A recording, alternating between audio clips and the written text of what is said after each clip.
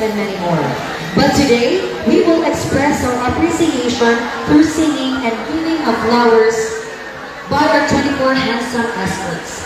The sunflower is personally crocheted by Ma'am Mayflower Pastrana Canatoy for a lasting remembrance from Brookside National High School parade.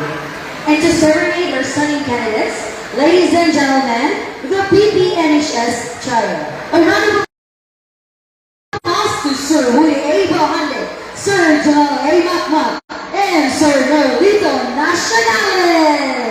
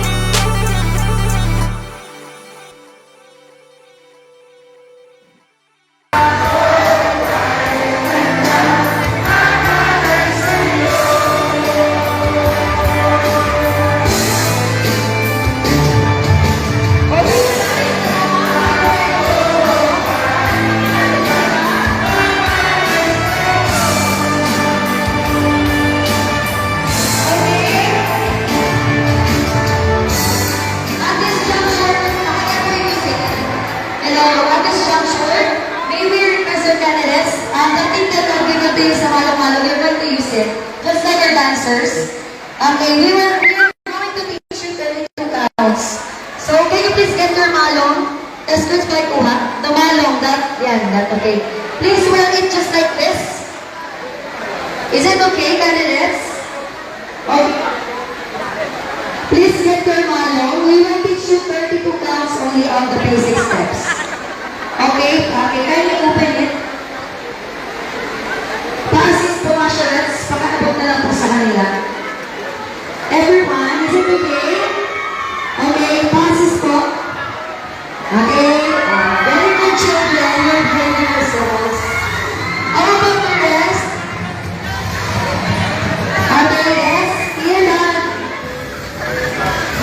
Yes, just... It's okay. Naka-parent tape naman pala kasi. Assurance, please assist, please. Dapat may scissor para naka-plastic na naman pala siya.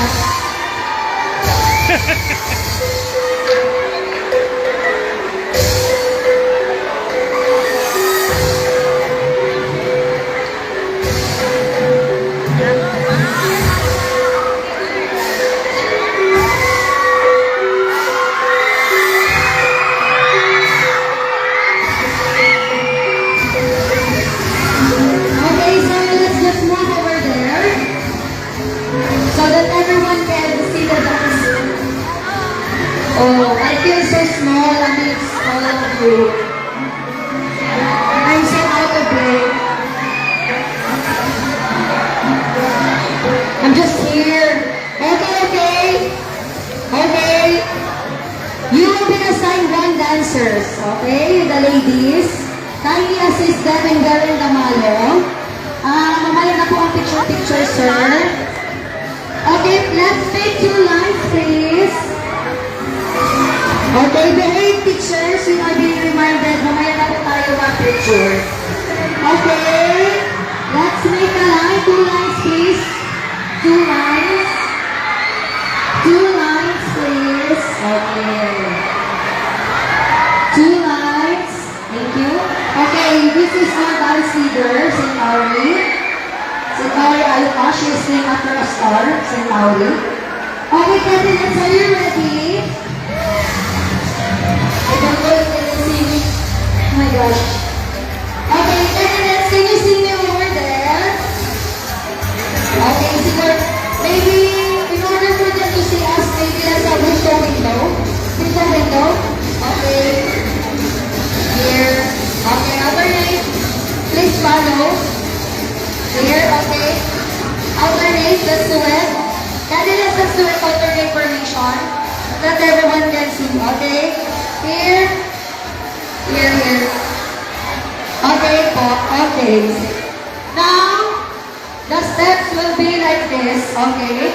So since you are all Miss Earth, we will associate it with Miss Earth also. So the first step will be clam. You know clams? Clams, right? With a pearl? Okay. So the steps will be 4, 1, 2, 3, 4. 1, 2, 3, 4. And then you're going to wave your hand. Wave. And you're going to repeat it again. Okay, clam on the outside. Okay? Again, let's do it. 5, 6, 7, go. Clam, and wave. Ocean wave, and clam. Okay, last count is we're going rolling up. Okay, face them so that they can see it again. Okay, that's 4 counts, right? Okay, 1, 2, 3, go ahead. 1, 2, 3, 4, and 5, 6, 7, 8. Once more. 3, 4, 5, 6, 7. Oh, you're doing it. That's only the 32 counts. Okay, are you ready? Or let's do it one more time and with the music. One more time. Okay. Request granted. And let's do it again from the top. Clam. And 5, 6, 7, go. 1, 2, 3, 1, 2, 3, 4. Ocean. Clam. Roll, up, down. One more. Roll, down. Okay, let's do it. Let's make the music. Okay, let's cheer our candidates.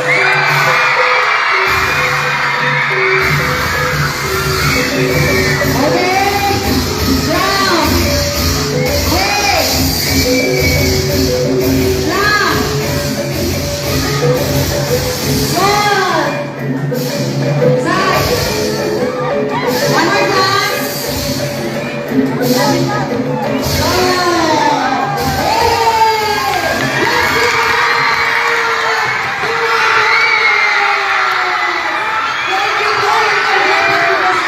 Thank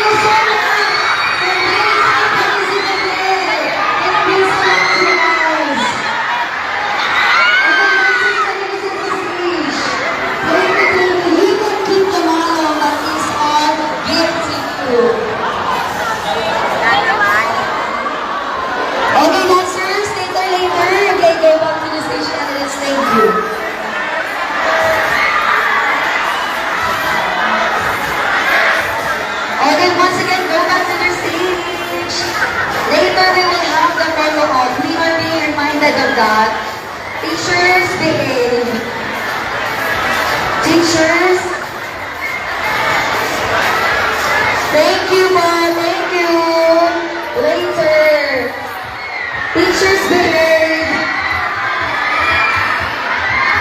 Okay, please assist them. Once again, let's give them a round of applause for being so participative. Thank you po. Thank you. Thank you. Okay, now.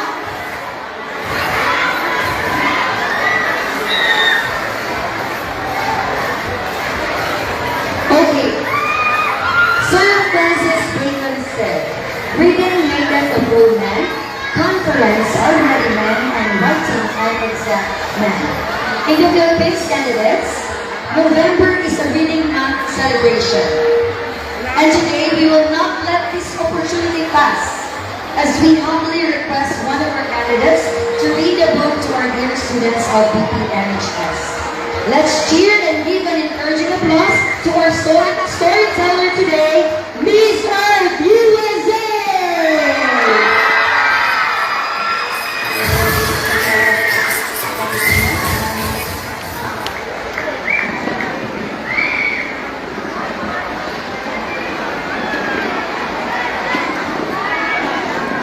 Okay, just wait for a moment. I'm going to call some students here. Only few. Okay, Amethyst, where are you? Just be fast and careful. Okay, this Miss USA, for the information of everybody, we have 2-year educational gap, right? In education. Of course, this presented related to us because. And now we have here a special section where we teach them to read and to write. To cross the gap of the 2-year educational gap because of the pandemic. And here is one of our section. Okay, and this is, I will repeat it again, November in the Philippines is a reading month celebration. And our motto is, bawat bata ay dapat bumabasa, which means every child should know how to read. Okay, and it is a great privilege to us to have you all here, and you Miss USA to lead us to be their storyteller. It means a lot to these children. Okay? So thank you. So this is grade 7 analyst, first year, when we call freshman. Okay? So, take it away. Hi, Brooke Point. I just wanted to say thank you all so much for allowing me to be able to read to you all. I actually developed an environmental education program due to the pandemic, and I was able to teach students in the United States about environmental education, and I really wanted to do so because of the pandemic and the gap that it caused. So I'm so proud of you all for continuing school, sitting here today in front of me, and thank you teachers, thank you to the parents for supporting these children. It means a lot to me.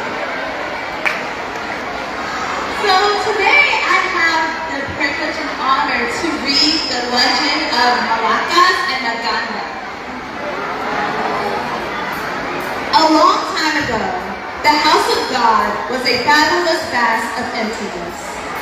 He was saddened because he can't see nor hear anything. The sun rose bright as a gold, and the heavens were embellished with clear blue skies. In the distance, the full moon peeked amidst the darkness with thousands of sparkling and twinkling stars. God gracefully lifted his powerful hands, and in just a snap, the earth was created. Trees and grasses sprouted from the lands, and fragrant flowers came into bloom.